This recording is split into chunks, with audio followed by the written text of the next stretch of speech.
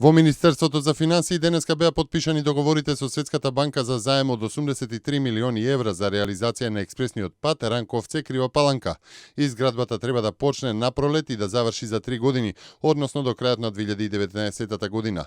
Договорите за гаранција и за заем ги потпишаа вице-премиерот и министер за финансии Зоран Ставревски, директорката на канцеларијата на Светска банка во Македонија Анета Нацева и директорот на јавното претпријатие за државни патишта Александар Стојков.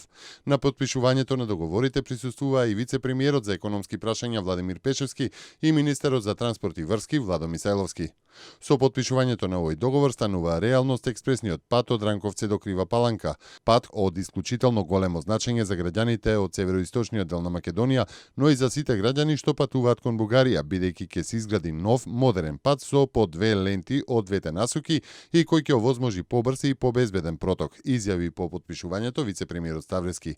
Заемот, како што рече, е одобрен по исклучително поволни услови, односно рок на отплата од 28 години, грејс период од 8 години и каматна стапка од 6-месечен Евролибор, кој во моментов изнесува 0,88%.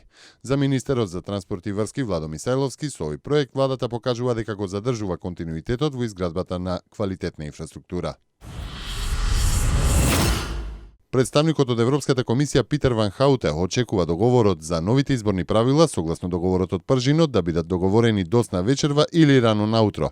Без да ги коментира законските решенија, тој посочува дека на средбата се очекува да се приклучат и лидерите на партиите. Доволно е само една западна држава со здрав разум да ги оквалификува преговорите за името меѓу Македонија и Грција како безсмислени и како напад врз основните човекови права и правото на една земја на самоопределување. Со тоа всушност ќе заврши спорот измислен од Грција како последица на нивната бесрамна ксенофобија, пишува Бил Николов, председател на Македонското меѓународно движење за човекови права, во своето писмо до медиумите. Европската агенција за управување со надворешните граници Фронтекс ќе испрати 600 гранични полицајци во Грција, објави весникот Катимерини.